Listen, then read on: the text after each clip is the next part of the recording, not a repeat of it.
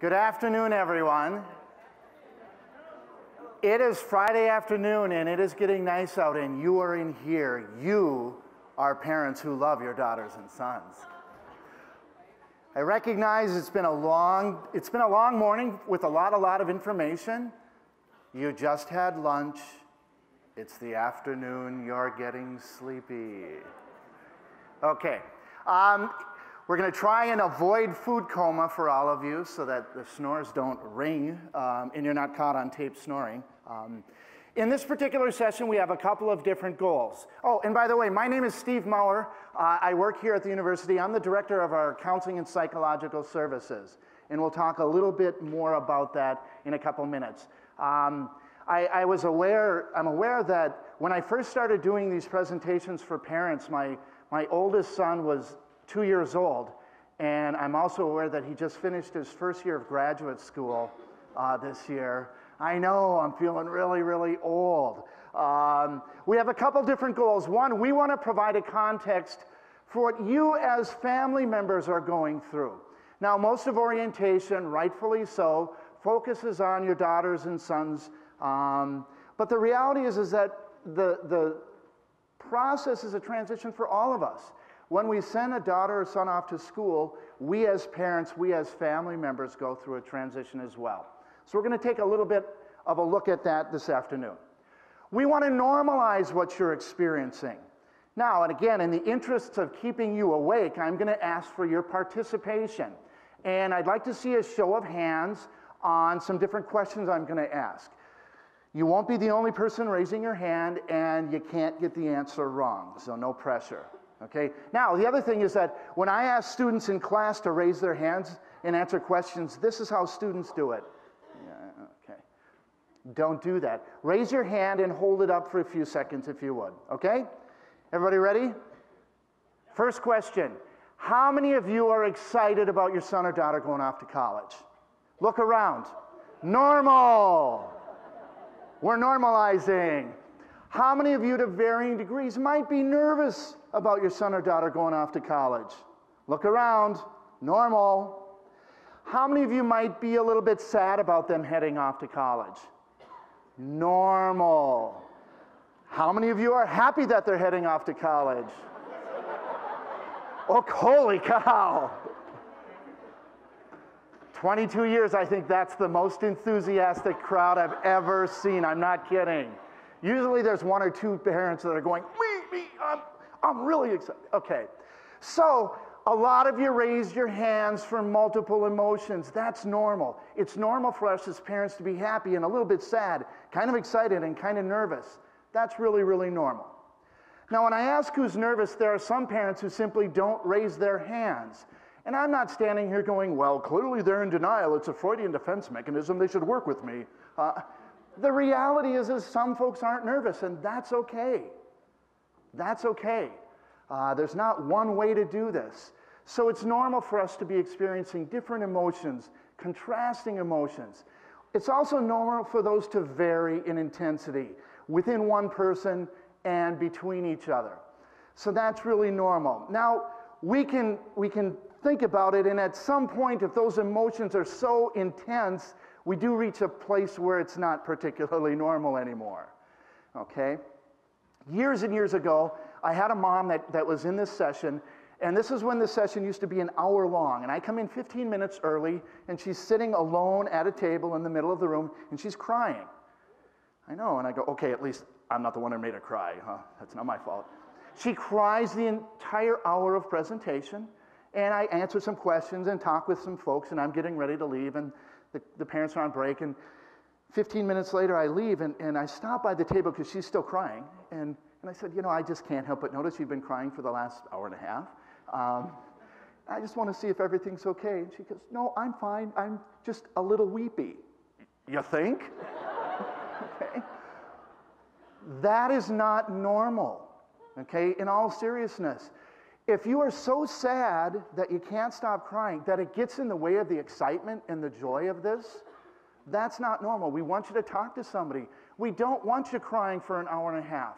We want you to feel sad if that's what you feel, but we also want you to feel those other things, okay?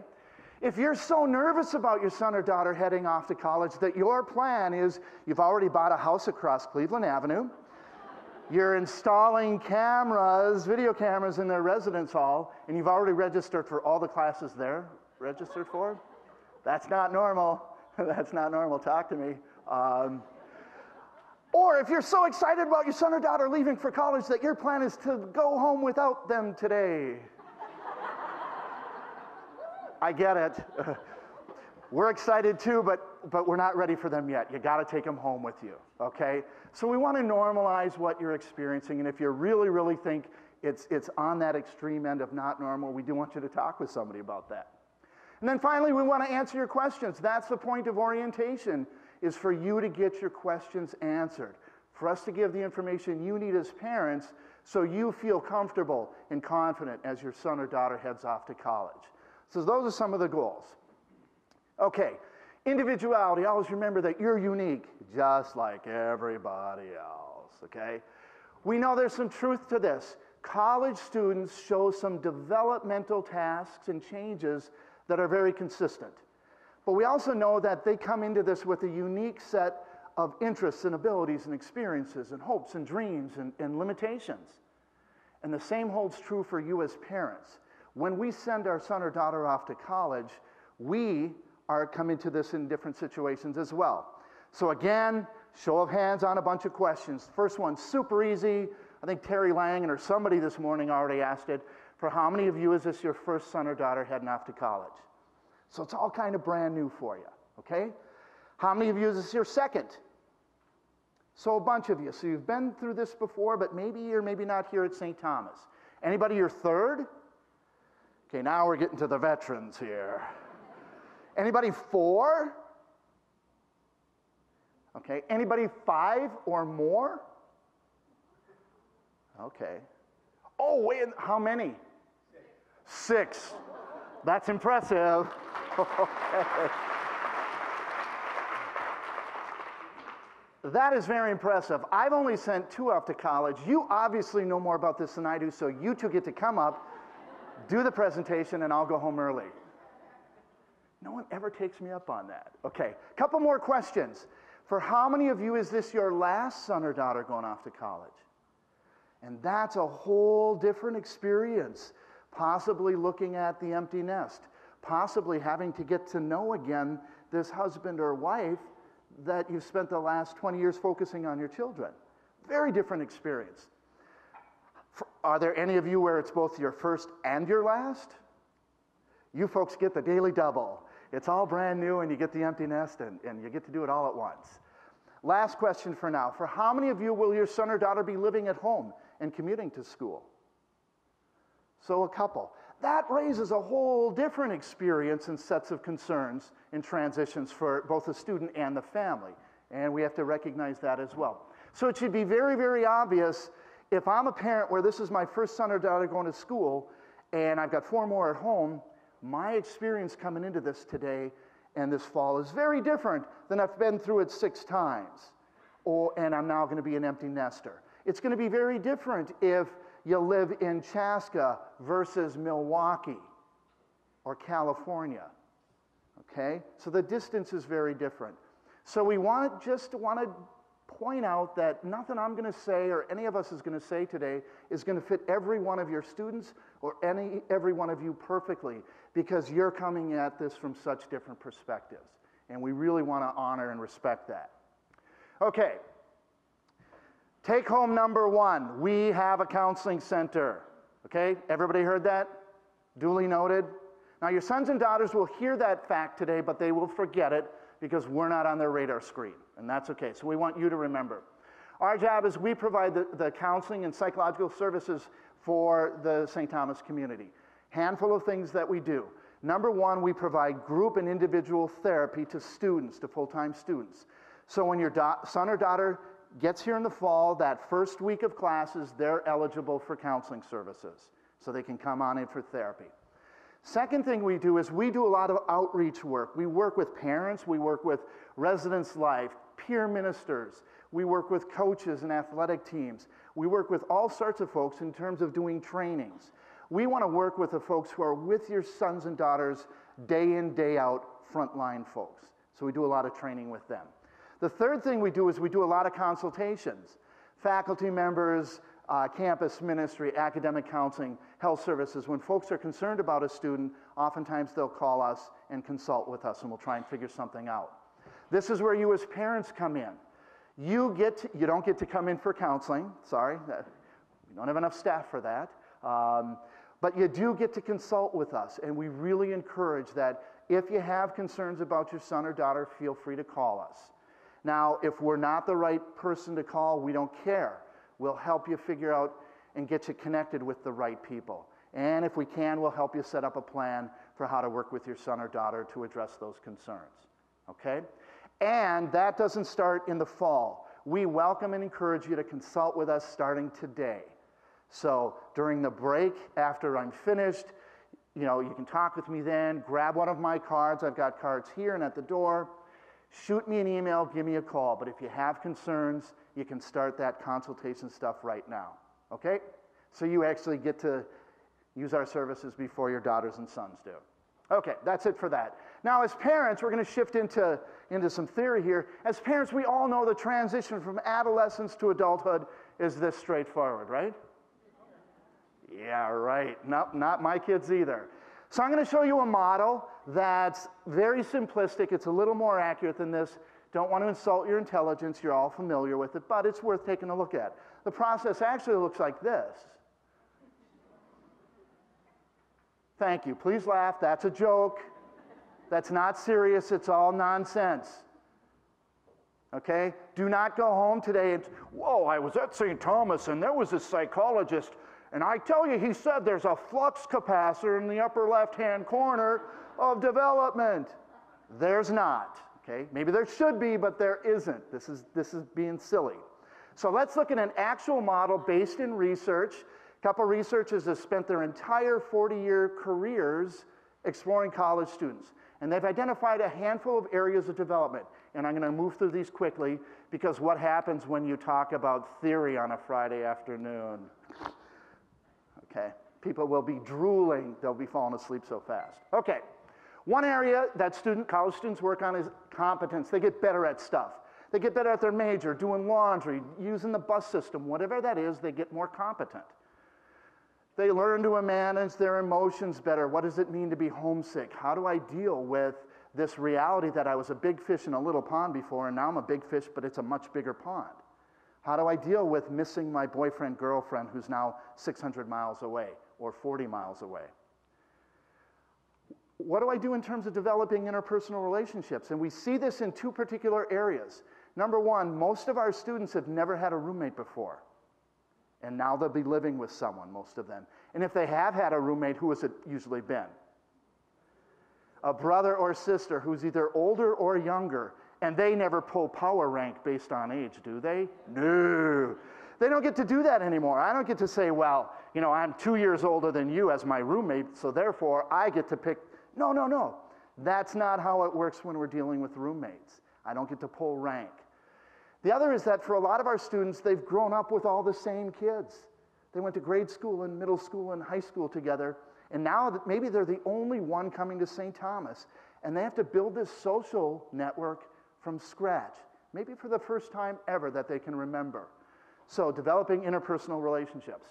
They establish this sense of who they are and what they're about, what their purpose is.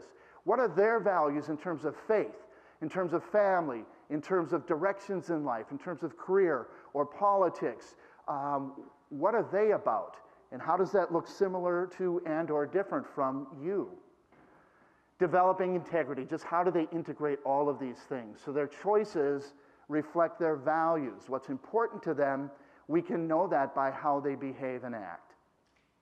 And then finally, they achieve this sense of autonomy, interdependence with you. They're dependent in some ways and not in other ways. Now again, the research is very clear. This is what they will be working on for the next 4 years. So let me ask you this as parents. When you look at that list as I've described it, is there anything up there that's actually new for your son or daughter? And the answer is no. So take home number one was we have a counseling center. Take home number two from this session is that in terms of their development, You are familiar with it. These are things you've been working on with your daughters and sons for the last 18 years. They would not be here today if you hadn't done all of these things with them on an ongoing basis. So we know that the things that you've worked on with them, those are the things that they continue to work on in college. So as parents, you know what you're doing. So the college part may be new and confusing, and how does all the registration stuff work, and what are the requirements? But the core stuff of being parents, be confident. You know what you're doing. You've been doing it for a long, long time. Steady as she goes. Okay. Think of your daughter or son who's coming off to college.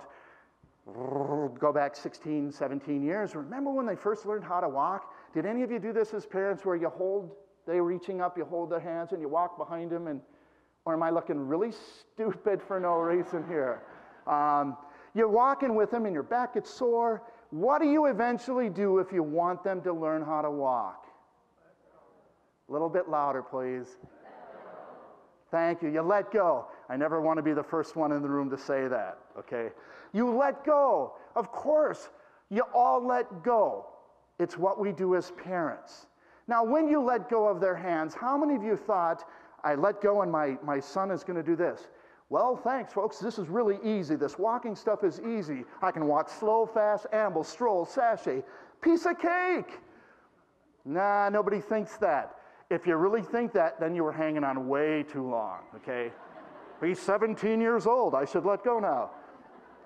When you let go, what did you know was going to happen eventually? They're going to fall down, and yet you let go anyway. You let them fall down. And isn't that what we're all talking about right now? Of letting them go and hopefully letting them fall down a little bit. Now, as parents, we do not teach our kids to walk right by the stairway. We don't do it on a playground with broken glass or a busy highway. We teach them to walk in places where when they fall down, they really won't get hurt. They may skin their knee or elbow and their ego might be hurt, but we don't want damage. So we want to let them go in ways that doesn't hurt them. One of the biggest fears, one of the things that we struggle with as parents is this letting go. I mean, we write books about it, for crying out loud. But this is not new. This is take-home number 3. This might be the most important take-home that we want you to have, is that this letting go process that you're in the midst of right now, sending them off to college, it's not new. The college part is the only part that's new. The moving away from home is new. We get it. But the letting go, you've been doing it their entire lives. Parenthood is nothing if not a series of letting go. You let go when they learn how to walk. That's what we do. We let go, you let go when they learn how to swim, and they probably drank some water.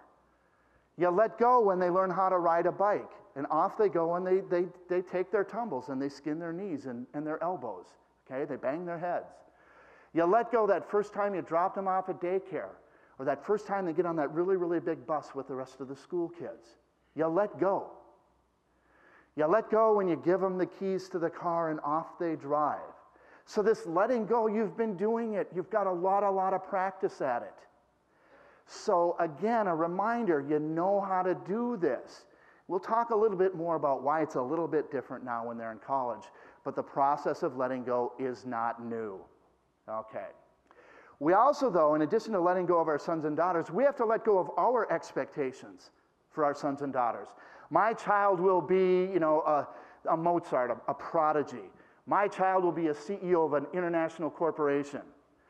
My child will be brilliant, or will just have really cool hair, okay? We all dream for different things. My child will be a professional athlete. My daughter or son will take over the family business. And we have to let go of these expectations because these are ours. And what if they are called to do something else, to be something else? And many of them are. We have to let go of what we want for them and allow them the space to figure out where they're called to be, where they're called to grow. And this can be really, really difficult. When it comes to college, we have to let go of our expectations. My kid's experience should be just like mine or nothing like mine. I'm always curious which parents laugh at that last slide. And no. The reality is that college is neither of those, ideally. It's some combination of those, timed appropriately. But the reality is that it won't be like your experience if you went to college. When I was in college, as for many of us, we didn't have cell phones, we didn't have computers, it didn't cost as much. There was one phone in the residence hall or on the dorm, it's at the end of the hall, so no private conversations. It's a very different experience. It will not be like yours.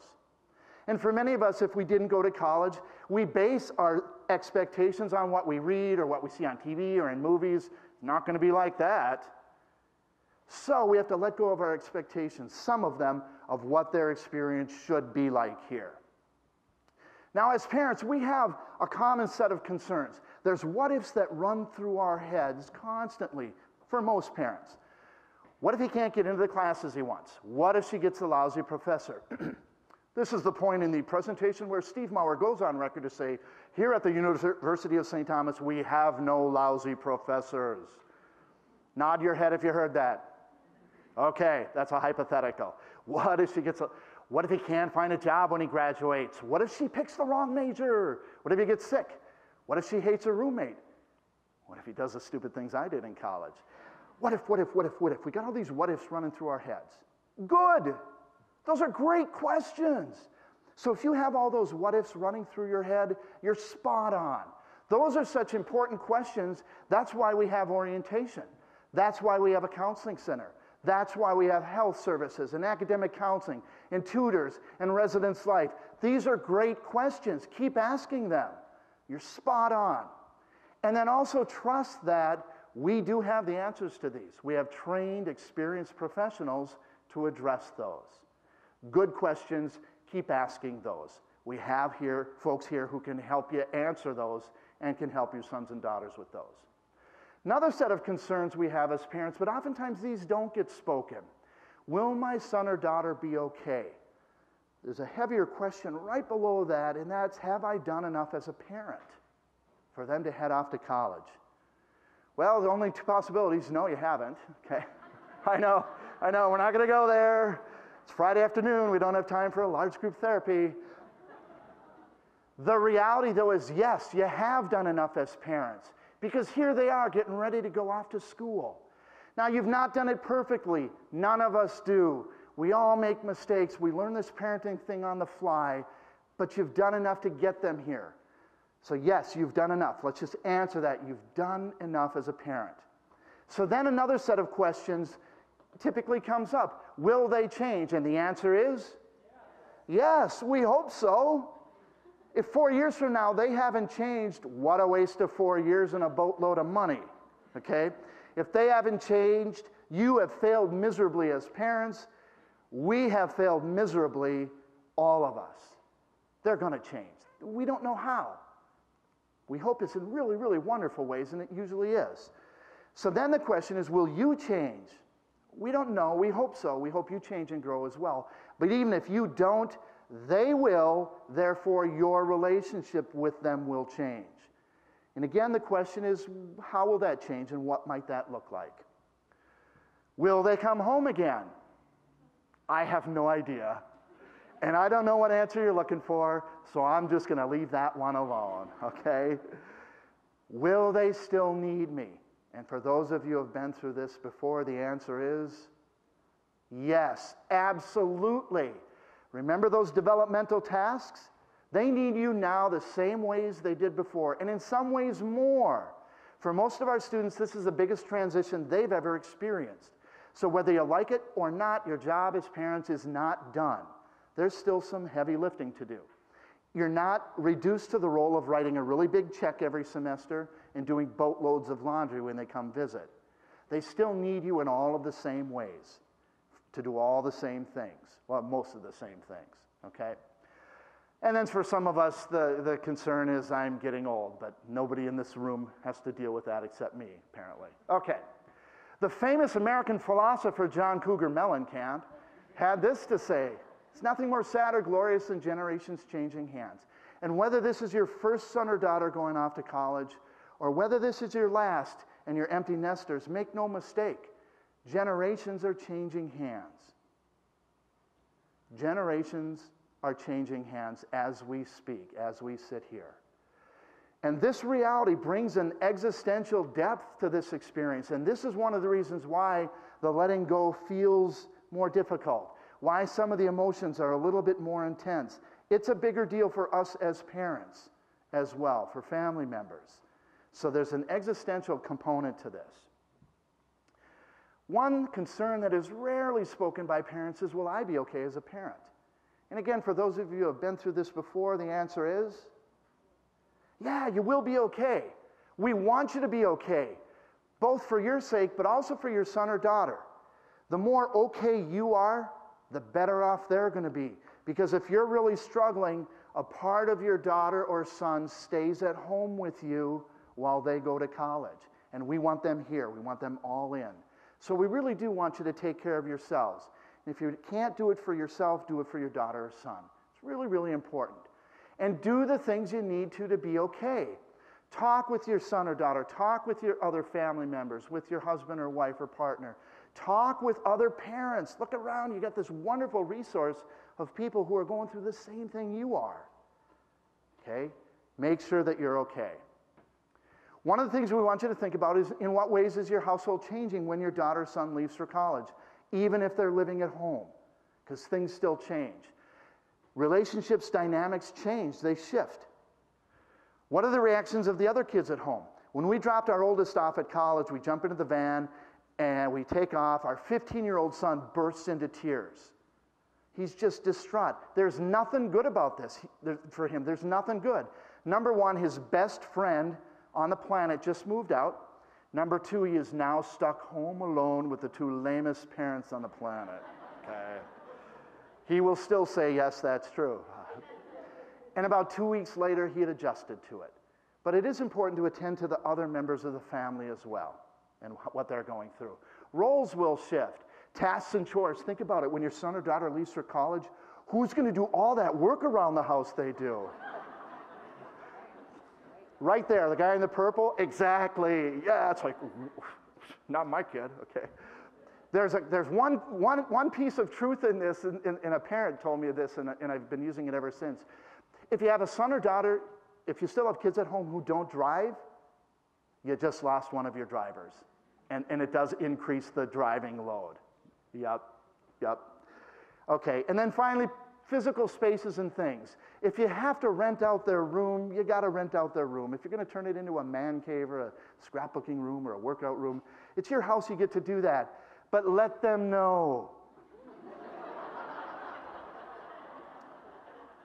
I'm a therapist. I've worked with students. I had a mom many years ago. A mom came up to me afterwards, and she's bawling, and she's telling me how, yes, indeed, 30 years earlier, she went home for Christmas. First time she had been home. She walks up into her room, opens the door. It was a guest room that they were renting out. Okay? I get it. You may have to do that, but that's not the time to find out. And I also told her, 30 years, and you're still crying about it? You should probably talk with someone. That's how long. We don't want anybody to be sad that long. So keep them in the loop on that. And then finally, how will your expectations of them change? Particularly if they're still living at home. We transition as parents. We transition as families as well. I grieved when my daughter left for college, and then I grieved when she came home for Christmas break. Okay? This is a good sign, actually. If they come home and you grieve a little bit, that means that as parents, as a family, you've adjusted. You know what life is like with them now. They go off to college and things change. And you establish a new normal in the household. And that becomes normal. And then when they come back again, you lose that. You lose that neat, tidy, clean house, okay? And so if you experience this, good. It means you made the transition while they were gone and you adjusted. Okay. Couple areas we want you to at least think about talking with your daughters and sons about if you haven't already. Will there be changes in curfew when they're at home, particularly if they're living at home while going to school? How are you going to handle finances and credit cards and money and all of that fun stuff? If they have ongoing health care issues, mental health or physical health, do you take care of that at home or do you transfer those services onto campus here? How will you communicate with them? You're thinking 25 texts a day is not unrealistic to expect from them. I know, and they're thinking, well, I'll email once a semester, okay? I don't know where the right answer is, but if you're expecting one thing, they're expecting another. If the gap's too big, someone's going to be dissatisfied. Teach them how to do laundry. The skits mention that. How often are you going to visit, and how often do you expect them to visit, particularly if you live in the metro area? When they are home, do you have expectations for how they spend their time at home? They're home for a week during break. I think it's okay for you to say, and at least one of those nights, you will have supper with your brothers and sisters and parents, okay? So how will they spend that time? How will you meet their friends and roommates? Whole transportation issues, how are you going to deal with that? Do they still have responsibilities at home or other family responsibilities? How will they spend the holidays? You're assuming they're coming home for Easter break, and 2 days before, your daughter tells you, oh, no, I'm going to Cancun with my roommate and her family. I thought you knew. So have those conversations, be talking about that stuff ahead of time. Will they have a job? Will they work on campus? Pets. If you have a pet at home that your son or daughter that's going to college is the primary caregiver, I've learned this from other parents, start that transition now, because if Susie leaves for college, the dog, I've heard this from parents, they've had dogs howling for days and days and days. Susie's at college. She doesn't hear the dog howling. Who hears the dog howling? That would be you. So that's something for your own sake you might want to address now, and certainly for your pet's sake as well. How will you handle rooms and personal spaces? Do not, again, if you got to rent it out, do that, but let them know. And don't let the brothers and sisters at home raid their rooms, steal all their stuff as soon as they leave.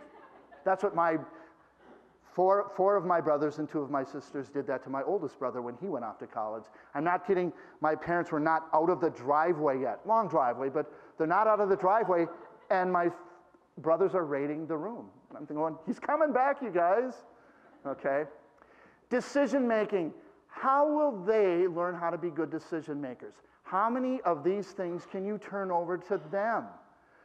Now, we recognize you are better at making decisions than they are. You have more experience, you're wiser, you have a well-developed prefrontal cortex.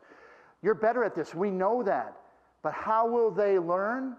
By you letting go and giving some of the ownership. So keep working on that with them.